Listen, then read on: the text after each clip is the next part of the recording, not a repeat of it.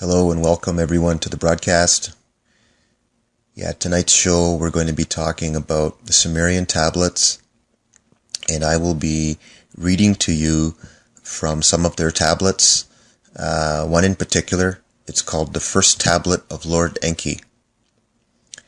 And just to give you a bit of a background, for those of you who don't know who the Sumerians are, they're an ancient people from Iraq, which dates back to 6,000 years before Christ. And as far as we know, they were the first to start agriculture and civilization and build modern streets and, all kinds of things that we refer to as civilized and being the modern age. Well, they had a lot of this 6,000 years before Christ. So, this is about 8,000 years ago. And what makes these tablets special is that they are written in a style, it's called cuneiform text, which we believe that these Sumerian people brought with them from another world, another off-planet beings. And they were first discovered in 1850. And, not much was known about them till many, many years later, where in the world there was only like 2 or 3 people that could translate and read the Sumerian text for a very long time. And then eventually a fellow by the name of Zachariah Stitchin came along, and he came from a Russian Jewish family. They were born in Azerbaijan, and they had moved when he was quite young to the Palestine area. And he had a lot of questions, and, he had observed, all the stuff that we see taking part in that part of the world. And so he made it, his lifelong passion to try to understand and study, what was going on. And in doing so, he was a Hebrew scholar. He had read the Old Testament in its original format in Old Hebrew, and he realized that Elohim actually meant the gods and not God. So, this opened up a whole can of worms, so to speak. But anyways, he kept following it, and then he heard about the Sumerian texts. And as he read those, he discovered that there were many similarities to our early scripture and the Sumerian text. Most notably, the story of Noah and the flood. There's a story of Adam and Eve. And, there's very coincidental type stories being retold over the generations. So this is the earliest, versions of these types of stories or myths or true events, as I like to think they were. I don't believe this is mythology. I believe there's truth in all scripture. It's just a matter of piecing it and puzzling it together. And I think the key was the Sumerian tablets. Along with Zachariah Stitchin and many others today. So to give you a brief background into these Sumerian peoples, before I start reading this particular tablet, there's going to be many names thrown at you, and there will be some confusion, but eventually you will get to know the characters, and wherever I can pause and interject and help, I will. But, there's names like Enki, A-N-K-I, and there's names like Enki, E-N-K-I, and they're different people. But if you follow the steps of their generations,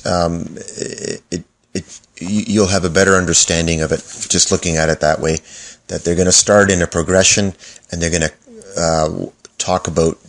It's a dynasty, just like our royal families that we have here on Earth.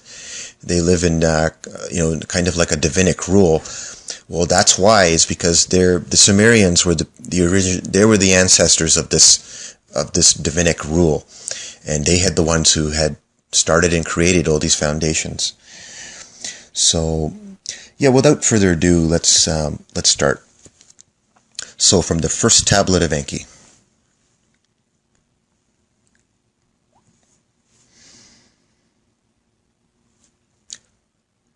The words of Lord Enki, firstborn son of Anu, who reigns on Nibiru. With heavy spirit I utter laments, laments that are bitter fill my heart.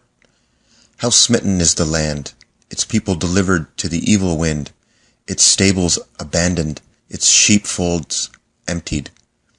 How smitten are the cities, their people piled up as dead corpses, afflicted by the evil wind. And just to interject here for a moment, the evil wind they are referring to is they had a nuclear calamity, a nuclear catastrophe, and you will understand once you know that the evil wind represents like a nuclear fallout and radioactivity. It'll be quite obvious to you. So I'll continue in the story. Lord Enki is describing the results of a massive nuclear war between the Anunnaki. How smitten are the fields, their vegetation withered, touched by the evil wind. How smitten are the rivers. Nothing swims anymore. Pure sparkling waters turned into poison. Of its black-headed people, Sumer is emptied, gone is all life. Of its cattle and sheep, Sumer is emptied. Silent is the hum of churning milk. Sumer is the way that the Sumerians pronounced their city, and we call it Sumer today, or Sumerians, but its actual real pronunciation is Sumer. Its glorious cities, only the wind howls. Death is the only smell. The temple, whose heads to heaven arose by their gods, have been abandoned. Of lordship and kingship, command there is none. Scepter and tiara are gone. On the banks of the two great rivers, once lush, all giving life, only weeds grow. So they're referring to the Tigrites River and the Euphrates River. Sorry if I can't pronounce it. Tigris or Tigrites and the Euphrates, which is, it's in Iraq today. And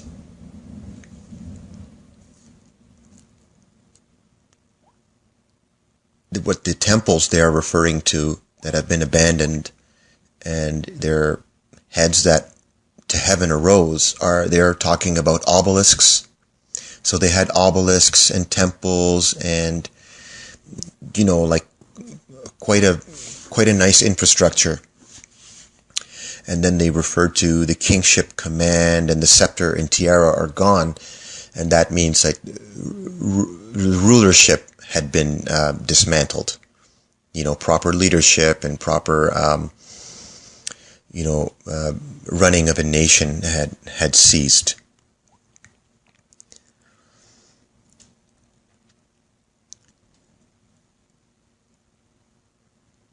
Yeah, so back to the story. On the banks, the two great rivers, once lush and life-giving, only weeds grow. No one treads the highways. No one ekes out the roads. Flourishing Sumer is like an abandoned desert.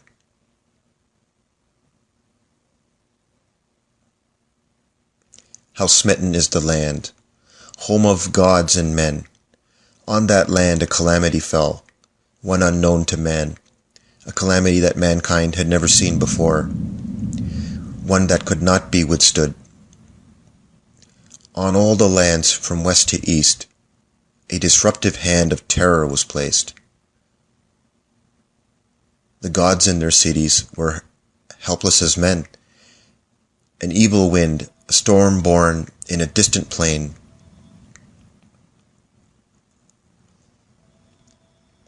A great calamity wrought in its path. A death-dealing wind, born in the west, its way to the east has made, its course set by fate. A storm devouring as the deluge, by wind and not by water, a destroyer, by poisoned air, not tidal waves overwhelming, by fate, not destiny, was it engendered. The great gods in their council, the great calamity had caused. So just to briefly let you know that what they're referring to, the deluge, they're referring to the great flood, as we know it, Noah's flood. And they're saying that, the flood was kind of, manipulated by them, whereas the ramifications of after having nuclear war, they didn't foresee, these problems that it was going to cause. The nuclear fallout, had destroyed everything. So that's what they're letting us know there. By Enlil and Ninharsag it was permitted.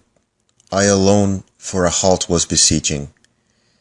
Day and night to accept what the heavens decree I argued, to no avail. Ninurta, Enlil's warrior son, and Nergal, my very own son, poisoned weapons in the great plain they unleashed. That an evil wind shall follow the brilliance we knew not, they now cry in agony.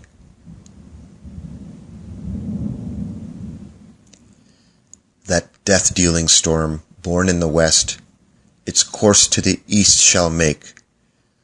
Who could foretell? The gods now bemoan. In their holy cities, the gods stood disbelieving as the evil wind towards Sumer made its way. One after another, the gods fled their cities, their temples abandoned to the wind.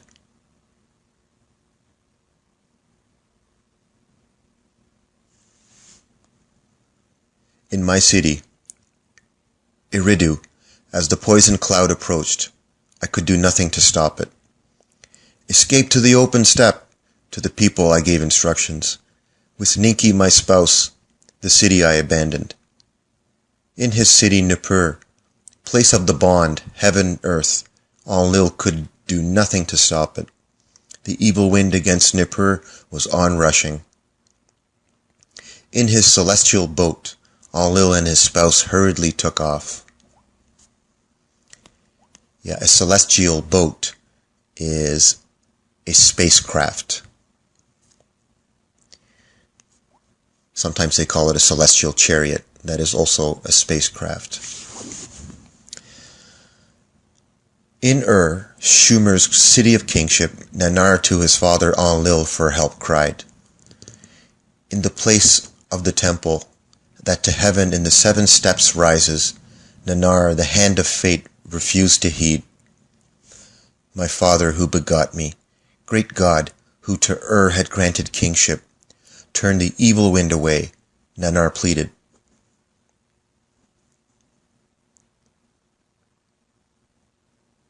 Great God, who decrees the fates, let and its people be spared, your praises to continue, Nanar appealed.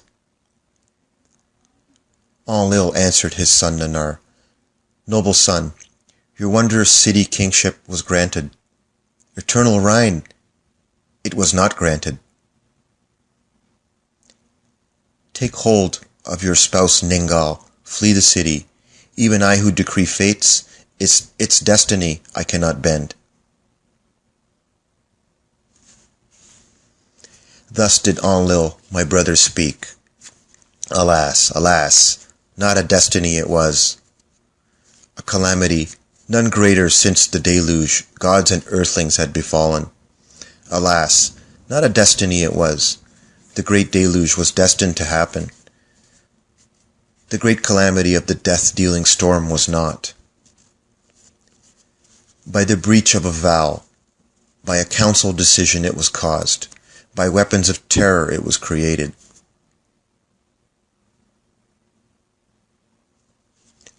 by a decision, not destiny, were the poisoned weapons unleashed. By deliberation was the lot cast.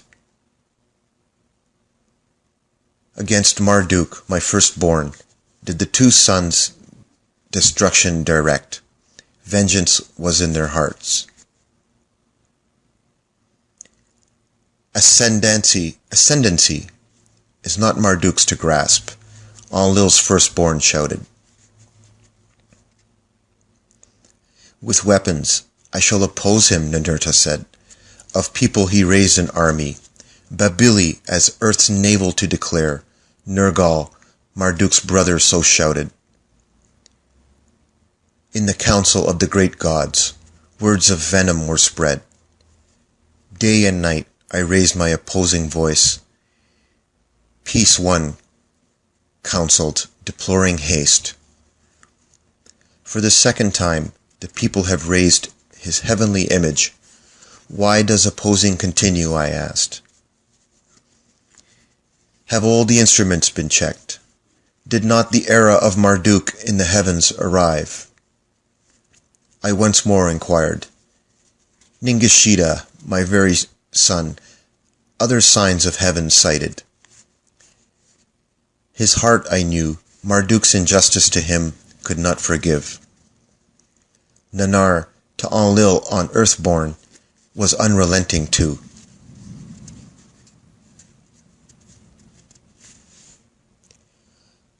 Marduk, my temple in the North City, his own abode made, so he said.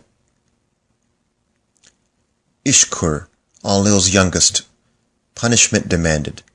In my hands to horror after him the people he made, he said. Utu, son of Nanar, at Marduk's son Nabu his wrath directed. The place of the celestial chariots he tried to seize.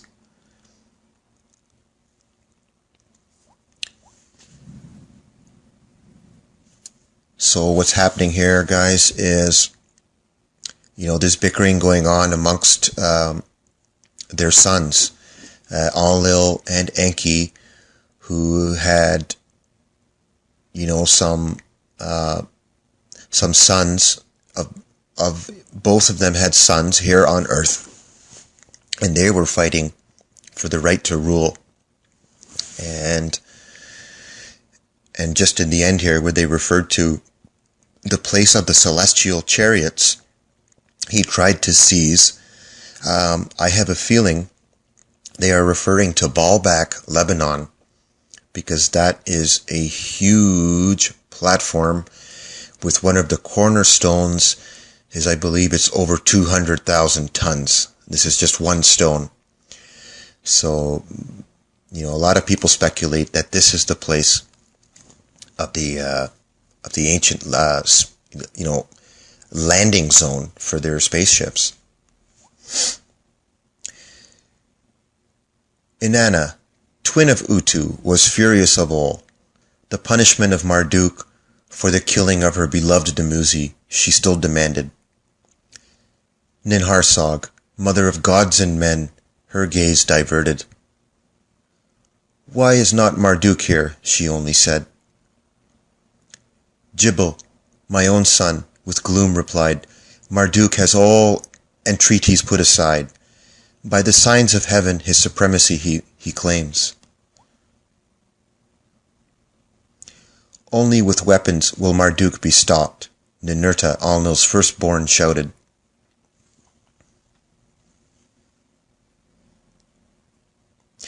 And that's the end of chapter 1.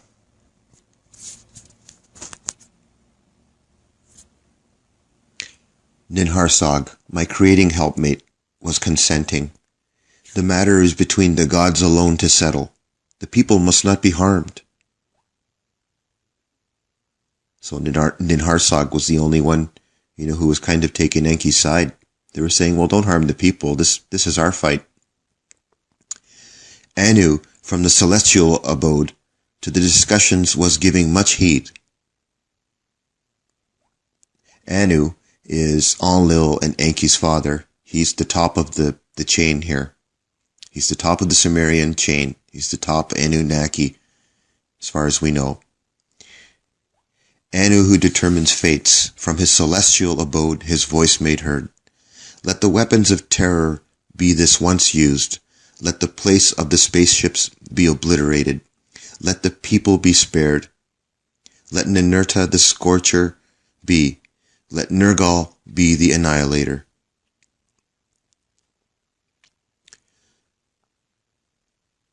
So did Enlil the decision announce. To them a secret of the gods I shall reveal. The hiding place of the terror weapons, to them I shall disclose. The two sons, one mine, one his, to his inner chamber Enlil summoned. Nergal, as he went by me, his gaze averted. Alas, I cried out, without words. Brother has turned against brother.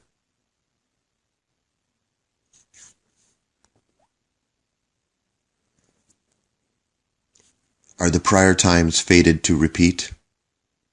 A secret from the olden times to them Enlil was revealing, the weapons of terror to their hands entrusting. Clad with terror, with a brilliance they are unleashed. All they torch to a dust heap they turn. For brother against brother on earth they were forsworn, neither region to affect.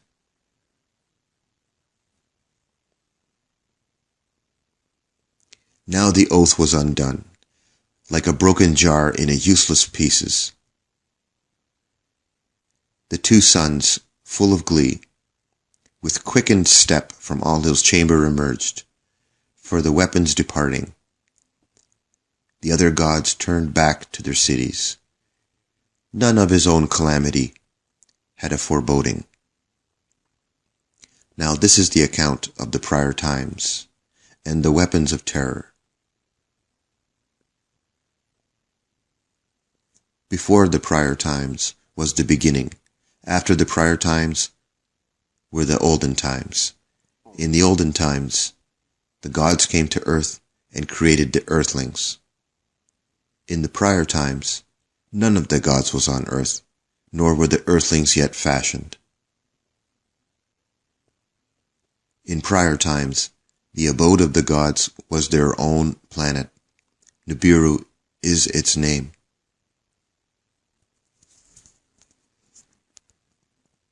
A great planet, reddish in radiance, around the sun, an elongated circuit Nibiru makes.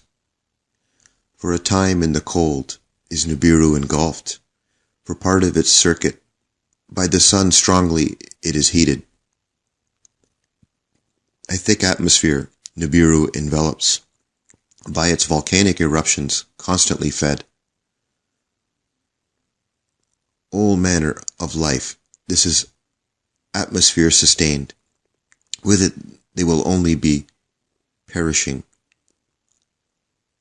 In the cold period, the inner heat of Nibiru, it keeps about the planet, like a warm coat that is constantly renewed.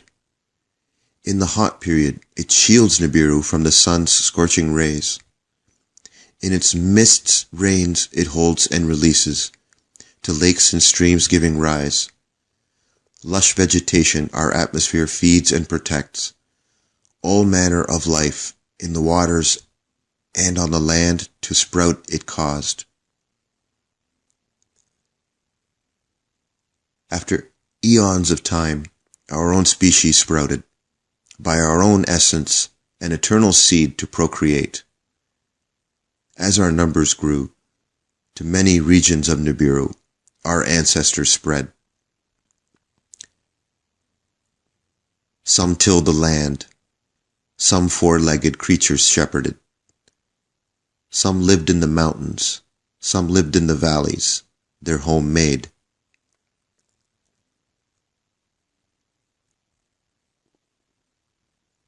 Rivalries occurred, encroachments happened, clashes occurred, sticks became weapons. Clans gathered into tribes, then two great nations each other faced. The nation of the north against the nation of the south took up arms. what was held by a hand to thrusting missiles was turned. Weapons of thunder and brilliance increased the terror.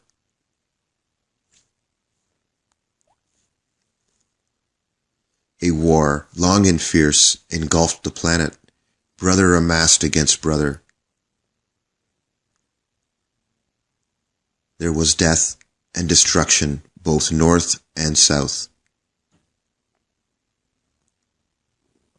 For many circuits, desolation reigned the land. Of all life was diminished. Then a truce was declared. Then peacemaking was conducted.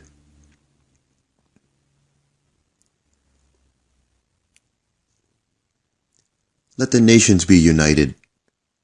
The emissaries said to one another, let there be one throne on Nibiru, one king to reign over all. Let a leader from the north or from the south by lot be chosen, one king supreme to be. If he be from north, let south choose a female to be his spouse, as equal queen to reign alongside. If by lot a south male be chosen, let the north's female be his spouse. Husband and wife let them be, as one flesh to become. Let their firstborn son be the successor. Let a unified dynasty thus be formed. Unity on Nibiru forever to establish. In the midst of the ruins, peace was started. North and south by marriage were united. The royal throne into one flesh combined, an unbroken line of kingship established. The first king after peace was made. A warrior of the north he was, a mighty commander.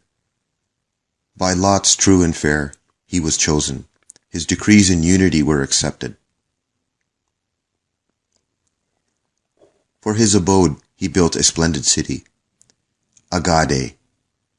Unity meaning was its name.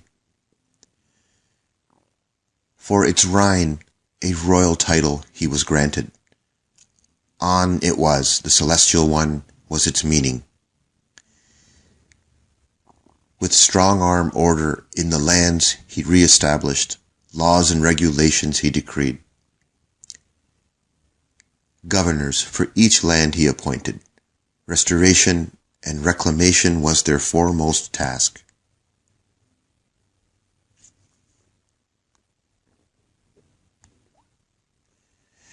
And that's the end of chapter 2. Welcome back. We're continuing with the first tablet of Lord Enki, Tablet 1, Chapter 3. Of him in the royal annals thus it was recorded, on the lands unified, peace in Nibiru he restored. He built a new city, the canals he repaired, food to the people he provided. There was abundance in the land. For his spouse, the south a maiden he had chosen. For both love and warring she was noted. Antu was her royal title, the leader who is An's spouse. The given name cleverly did mean. She bore An 3 sons and no daughters. The firstborn son was by her named Enki. By An a solid foundation was its meaning. Alone on the throne he was seated. A spouse to choose was twice postponed. In his reign, concubines were brought into the palace. A son to him was not born. The dynasty thus begun was by the death of Enki disrupted. On the foundation, no offspring followed. The middle son, though not the firstborn, the legal heir, was pronounced. From his youth, one of 3 brothers, Ib by his mother was lovingly called. The one in the middle his name did mean. By the royal annals, An-Ib he is named. In kingship celestial by generations, the one who is An's son, the name signified. he followed his father on Nibiru's throne. By count, he was third to reign. The daughter of his younger brother he chose to be his spouse. Nin-Ib she was called, the Lady of Ib. A son to An-Ib by Nin-Ib was born. The successor on the throne he was, the fourth by the count of the kings. By the royal name An-Shargal he wished himself to be known. An's prince, who was the greatest of princes, was the meaning. His spouse, a half-sister, Ki-Shagal, was equally named. Knowledge and understanding were its chief ambition. The ways of the heavens he assiduously studied. The great circuit of Nibiru he studied. Its length, a shar to be he fixed. As 1 year of Nibiru was the measure, by it the royal reigns to be numbered and recorded. A shar to 10 portions he divided. 2 festivals thereby he pronounced. When nearest to the sun's quarters, a festival of the warmth was celebrated.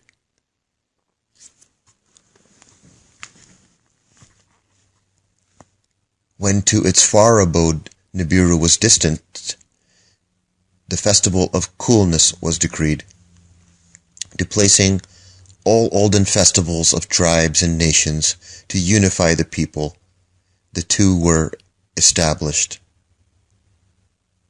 Laws of husband and wife, of sons and daughters by decree he established. Customs from the first tribes he proclaimed for the whole land. From the wars, females greatly outnumbered males. Decrees he made, 1 male to have more than 1 female for knowing. By law, 1 wife as official spouse to be chosen, first wife to be called.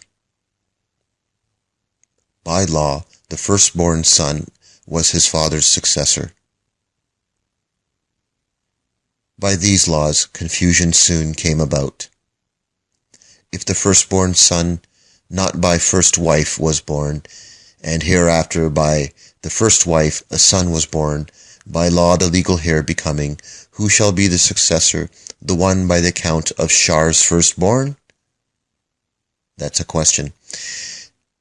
The one by the first wife born?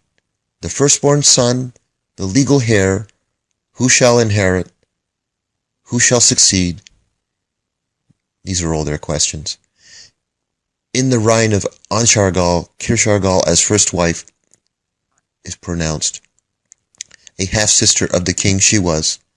In An-Shargal's reign, concubines were again brought into the palace.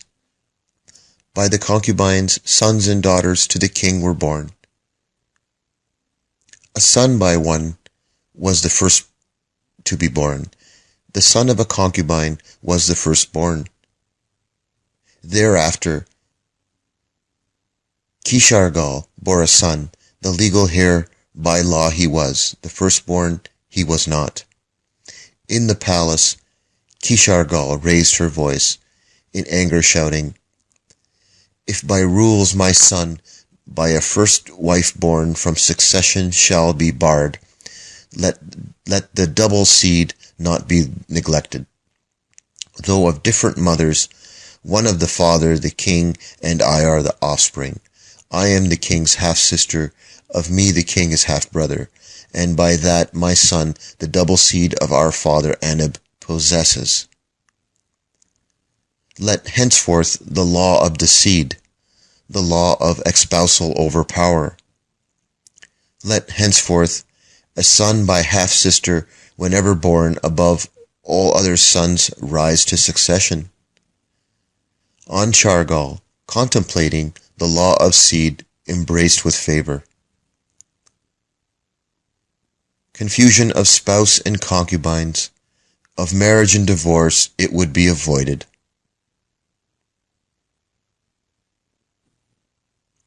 In their council, the royal counselors, the law of the seed for succession adopted. By the king's order, the scribes the decree recorded. Thus, the next king by the law of the seed for succession was proclaimed. To him, the royal name Anshar was granted. Fifth on the throne he was.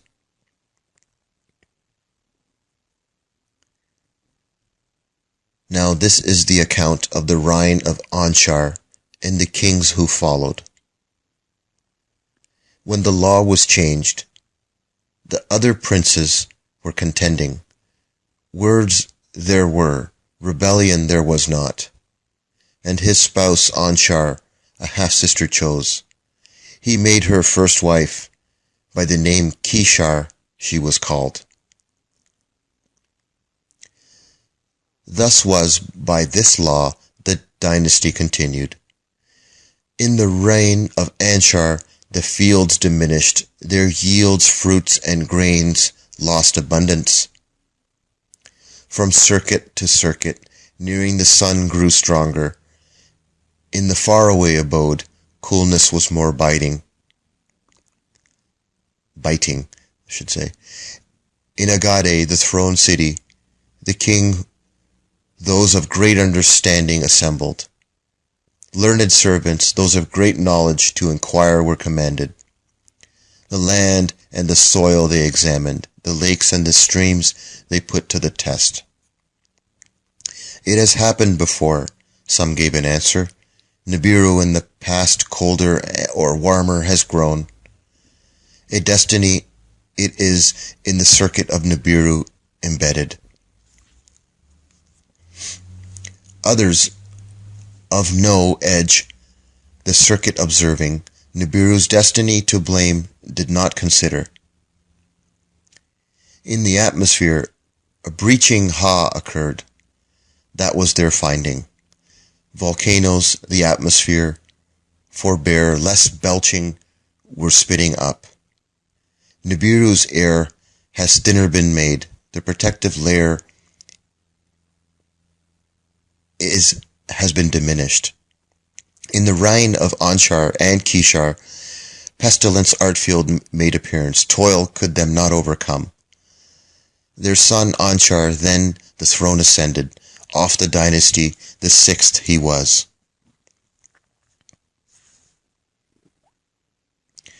So that's the end of chapter 3. And these are accounts of, the Sumerians' own history on their own planet of Nibiru. In case you're having trouble, recognizing where this is happening, well, this took place, far before we existed. And that's the end of chapter 3.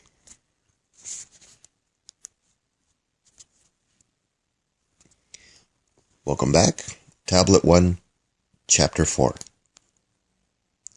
Lord Master of the Shar, the name did signify. The great understanding he was born. With much learning he mastered much knowledge. To remedy the afflictions ways he sought. Of Nibiru heavenly circuit he made much study. In its loop, of the sun's family 5 members it embraced. Planets of dazzling beauty. For cures to the afflictions their atmospheres he caused to be examined. To each he gave a name. Ancestral forefathers he honored. As heavenly couples he them considered. So in this part, in chapter 4, they're referring to, they're studying the solar system. They're studying, such as like when we studied our solar system, looking at it from Earth. Well, this is when they were studying the solar system, looking out from their planet Nibiru, and they have a longer, an elongated elliptical orbit, which is like an oval shape orbit. So that's why they go through many drastic changes, whereas we go through more of a gradual changes here on our planet. And Yeah, I hope that helps for some of you to understand that part. Okay, I'm going to continue here. To each he gave a name, ancestral's father he honored, as in heaven's coupled he them considered. An and Antu, the twin-like planets he called the first two to be encountered. Beyond in Nibiru's circuit were Anshar and Kishar, in their size the largest. As a messenger, Gaga among the others coursed, sometimes first Nibiru to meet. 5 in all were Nibiru's heavenly greeters, as the sun it circled. Beyond, like a boundary, the asteroid belt the sun encircled. As a guardian of the heavens' forbidden region with havoc it protected. Other children of the sun, 4 in number, from intrusion the belt shielded. The atmospheres of the 5 greeters Anshar set out to study. In its repeating circuit, the 5 in Nibiru's loop carefully were examined, what atmospheres they possessed by observation, and with celestial chariots intensely they were examined. The findings were astounding, the discoveries confusing. From circuit to circuit, Nibiru's atmosphere more breaching suffered. In the councils of the learned, cures were avidly debated, ways to bandage the wound were urgently considered. A new shield to embrace the planet was attempted. All that was thrust up back to the ground came down. In the councils of the learned, the belching volcanoes were studied. The atmosphere by the belching volcanoes, having been created, its wound by their diminishing belching had come to be. Let with invention new belching be encouraged. Let volcanoes spew again, one of the servant groups was saying. How the feat to achieve, with what tools more belching to attain, none the king could inform. Yeah, and to pause the story there, they're talking about trying to create life again on some certain planets. They're trying to terraform planets by inducing volcanic activity on purpose. Okay, back to the story. In the Rhine of Anshar, the breach in the skies grew bigger. Rains were withheld, winds blew harder, springs from the depths did not arise. In the lands there was an accusation. The breasts of mothers were dry. In the palace there was distress, and an accusation therein took hold. An accusation therein took hold. As his first wife, Anshar, a half-sister, did espouse, by the law of seed abiding. Ninshar she was called, bear of the Shars the lady. A son she did not bear. By a concubine to Anshar a son was born, the firstborn son he was. By Ninshar, first wife, half-sister, a son was not brought forth. By the law of succession, the concubine's son, the throne ascended, the 7th to Ryan he was. Du-Uru was his royal name, in the dwelling place fashioned was its meaning. In the house of concubines, not in the palace, was he indeed conceived. As his spouse, a maiden from his youth beloved, Duru chose. By love, not by seed, a first wife he selected. Dauru was her royal name. She who is by my side was the meaning. In the royal court, confusion was rampant. Sons were not heirs, wives were not half-sisters.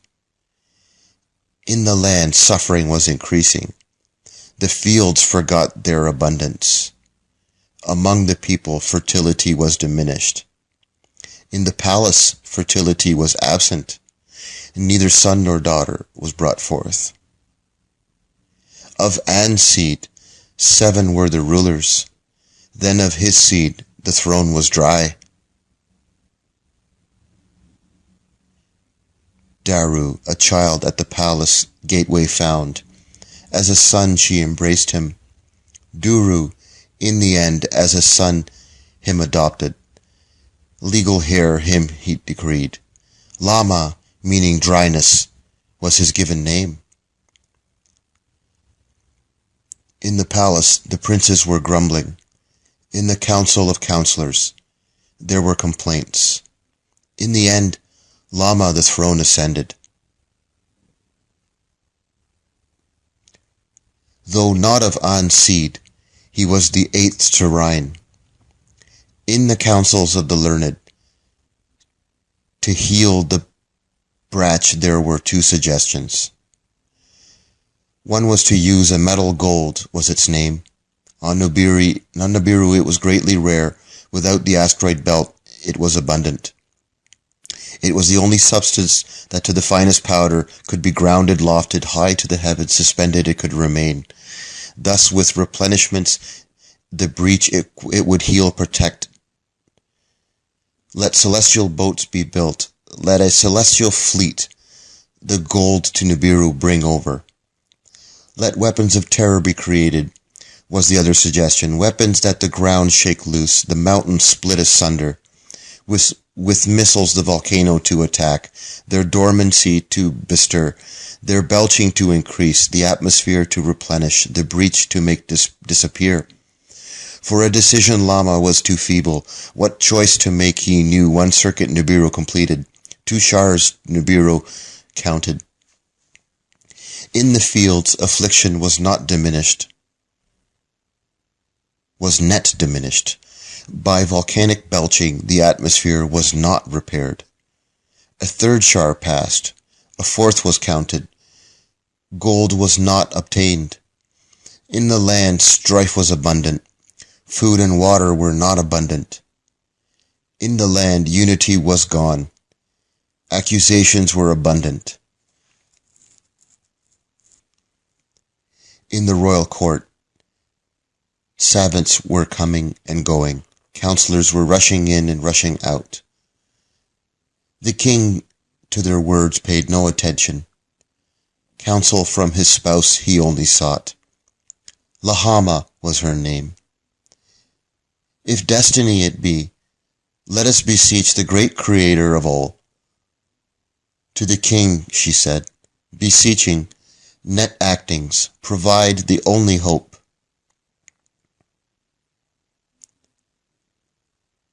Let Larna be the king no more, he shouted.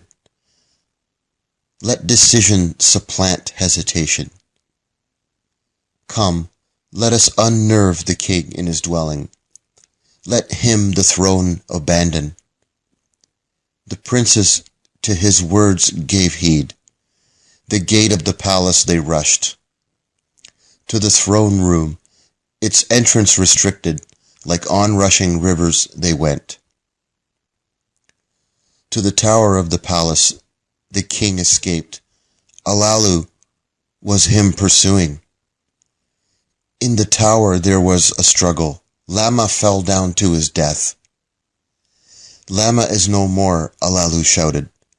The king is no more. With glee he announced. To the throne room Alalu rushed. On the throne he himself seated. Without right or counsel, a king he himself pronounced.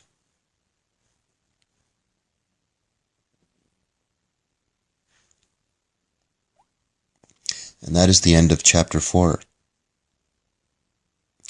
And so you can see there what's going on in the story.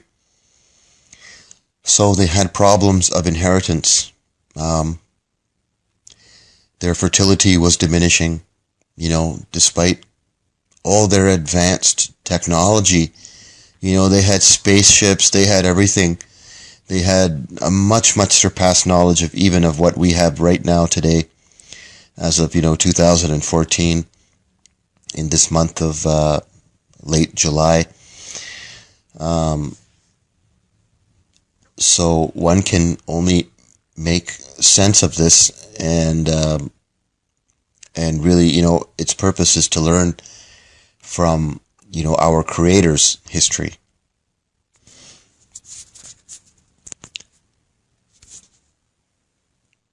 Tablet 1, Chapter 5. Now this is the account of the kingship of Alalu, and the going to earth. In the land unity was lost. Some by death of Lama rejoiced, others by Alalu's deed were saddened. In the land unity was lost. About the kingship many were aggrieved.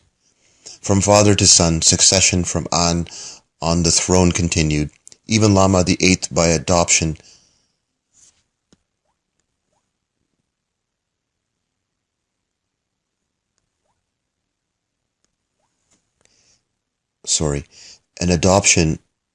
a son was proclaimed. Who was Alalu? Was he a legal heir? Was he firstborn? By what right did he usurp? Was he not a king's slayer? Before the seven who judge Alalu was summoned, his fate to consider. Before the seven who judge, Alalu spread his pleas. Though neither legal heir nor a son firstborn of royal seed, indeed he was. Who was Alalu? Was he a legal heir? Was he firstborn? By what right did he usurp? Was he not a king's slayer? Before the seven who judge Alalu was summoned, his fate to consider. Before the seven who judge, Alalu spread his pleas. Though neither legal heir nor a legal firstborn of royal seed, indeed he was. Yeah, quite often they repeat verses, guys. They do that, written in the stone that way. So if I repeat something 2 or 3 times, that's because that's the actual way it was written. Okay, back to this, to the tablet here. Of Anshargal I am descended, before the judges he claimed. By a concubine my ancestor was to him born. Alam was his name. By the count of Shars, Alam, the firstborn, the throne to him belonged. A law of the seed, from naught she created, for she's son the kingship obtained. By descent of Alarn's generations, am I continued, the seed of Anshargal is within me. To the council of counselors they passed the matter, truth or falsehood to ascertain. The royal annals from the house of records were brought forth. With much care they were read. On and onto the first royal couple were 3 sons, and no daughters to them were born. The firstborn was Anki. He died on the throne, and he had no offspring. The middle son in his stead the throne ascended. Anib was his name. Anshargal was his firstborn. After him on the throne, kingship by the firstborn did not continue. The law of succession by the law of the seed was supplanted. A concubine's son was the firstborn. By the law of the seed of kingship he was deprived. The kingship, instead, to Kishargal's son was granted. Her being a half-sister of the king was the reason. Of the concubine's son, the firstborn, the annals made no record. Of him I am descended, Alalu to the counselors cried out. By the law of succession, to him kingship belonged. By the law of succession, to kingship am I now entitled. Without hesitation, the counselors of Alalu an oath of truth demanded. Alalu swore the oath of life or death as the king of counsel. As king, the council him considered. They summoned the elders. They summoned the princes. Before them the decision was pronounced. From among the princes, a young prince stepped forward. About the kingship words he wished to say. Succession must be reconsidered to the assembly, he said. Though neither firstborn nor by the queen a son, of pure seed am I descended. The essence of An in me is preserved, by no concubine deluded. The counselors heard the words with amazement. The young prince to step closer they summoned. They asked for his name. It is Anu, after my forefather An I am named. They inquired about his generations. Of An's 3 sons, he them reminded. Enki, the firstborn, without son or daughter he died. Anib was the middle son. Instead of Enki, the throne he ascended. Anib, the daughter of his younger brother, took to be wife. For them onward the succession is in the annals recorded. Who was that younger brother? A son of An and Antu, one of purest seed.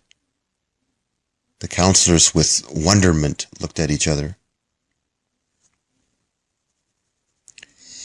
His spouse Ninuru was a half-sister.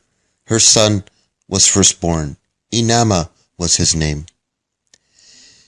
His wife was a half-sister. By laws of seed and succession, a son she bore him. Of pure descent, the generations continued, by law and by seed perfect. Anu, after our forefather An, did my parents name me. From the throneship we were removed. From An's pure seed we were not removed. Let Anu be king, many counselors shouted. Let Alalu he removed. Others caution did counsel. Let strife be prevented. Let unity prevail. They called in Alalu, the discovered findings to be told. To the prince Anu, Alalu, his arm in embrace he offered. To Anu he thus said, though by different offsprings, of one ancestor we are both descended. Let us live in peace together, Nibiru to abundance return. Let me keep the throne, let you keep the succession. To the council words he directed, let Anu crown prince be, let him be my successor. Let his son, my daughter, espouse, let succession be united.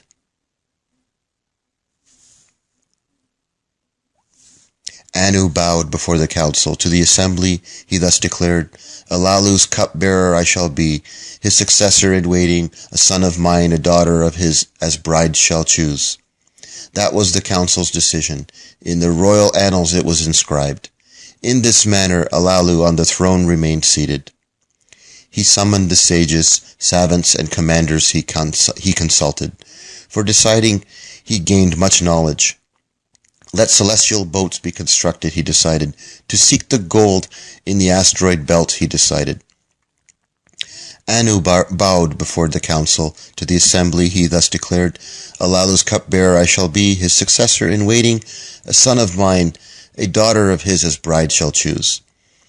That was the council's decision. In the royal annals it was inscribed. In this manner Alalu on the throne remained seated.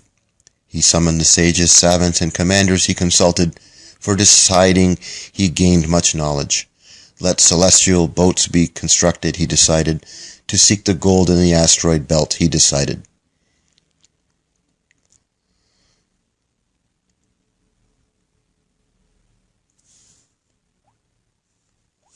And that's the end of chapter 5. So you can see that after all the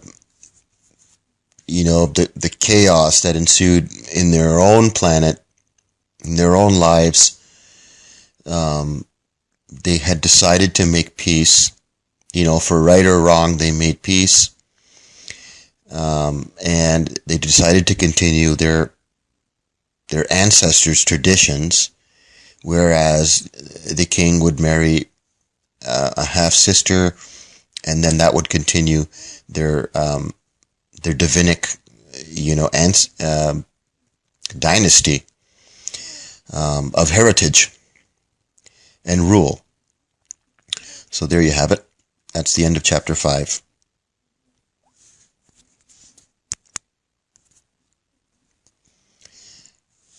And to continue, Tablet 1, Chapter 6. By the asteroid belt, the boats were crushed. None of them returned. Let the weapons of terror, the bowels of Nibiru, be cut open. Let the volcanoes again erupt. Then he commanded. With weapons of terror, skyborne chariots were armed. With terror, missiles from the skies were volcanoes struck. The mountains swayed, the valleys shuddered, as great brilliances with thunder exploded. See, they're terraforming. They're sending missiles into volcanoes on purpose. In the land there was much rejoicing. Of abundance there were expectations. In the palace, Anu was for Alalu the cupbearer. He would bow at Alalu's feet, set the drinking cup in Alalu's hand. Alalu was the king. Anu as a servant by him was treated. In the land rejoicing, receding, rains were withheld, winds blew harder, the belching by volcanoes did not increase, the breach in the atmosphere did not heal. So their experiment's not working. In the heavens, Nibiru, its circuits kept coursing, from circuit to circuit, heat and cold grew harder to suffer. The people of Nibiru ceased to revere their king. Instead of relief, misery he caused. The strong and wise Anu, foremost among the princes, was standing before him. In the 9th Shar, Anu gave battle to Alalu. So things were, heating up, guys. Just when they thought they had made peace and they tried to work things out,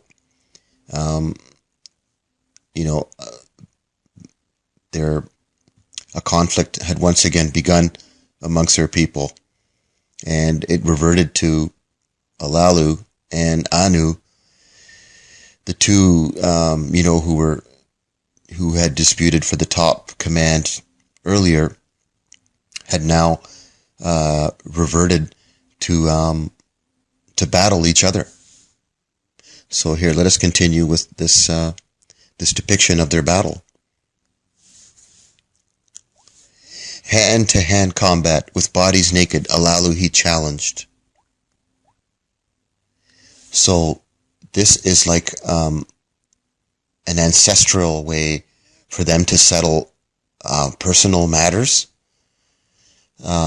perhaps matters of great importance even. But so this is kind of like our modern wrestling, where you're not allowed to wear any loose article clothing, because that you can cheat in your wrestling and fighting. Kind of like wrestling, kind of like your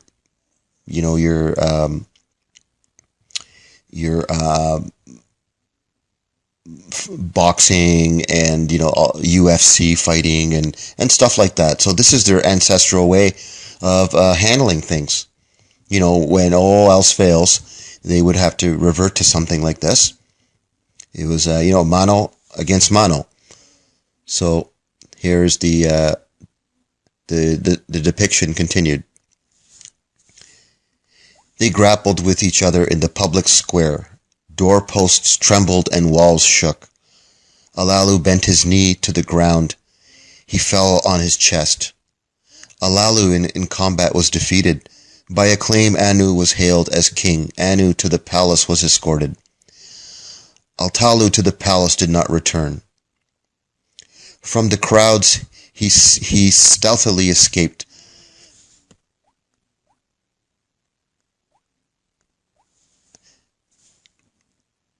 Sorry, I lost track of where I was.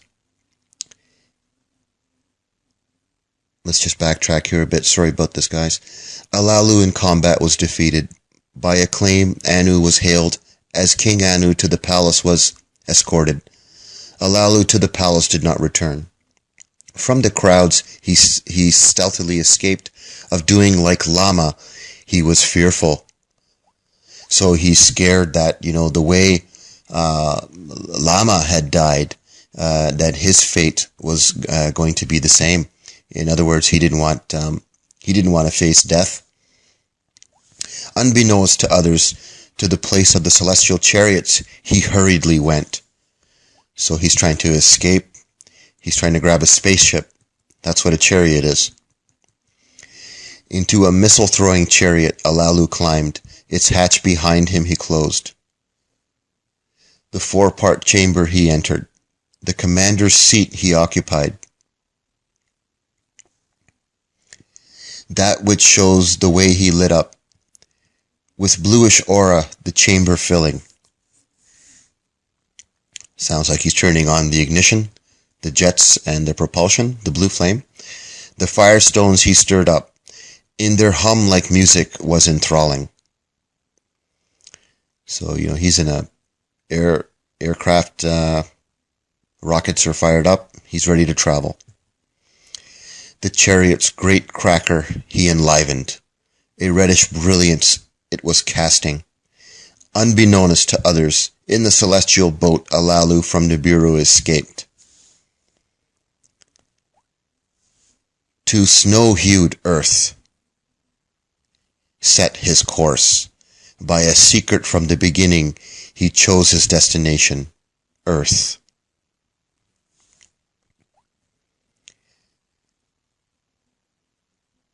And that is the end of chapter 6. So Alalu escapes he escapes death. He escaped from his planet on a spaceship, and he has previous knowledge of our planet Earth, and that's where he's heading. And we'll continue from this in my next episode of the Sumerian Tablets. And so the next episode, we're going to read, or I'll be reading, Tablet 2.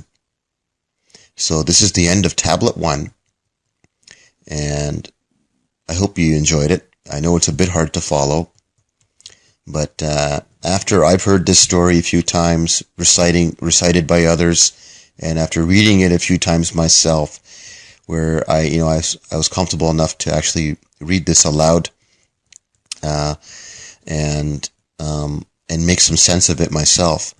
So, I paused here and there. I tried to give some explanations, and I'm still learning as well. And, wherever I feel that it might be important to help people to understand, I'll help with a bit of my own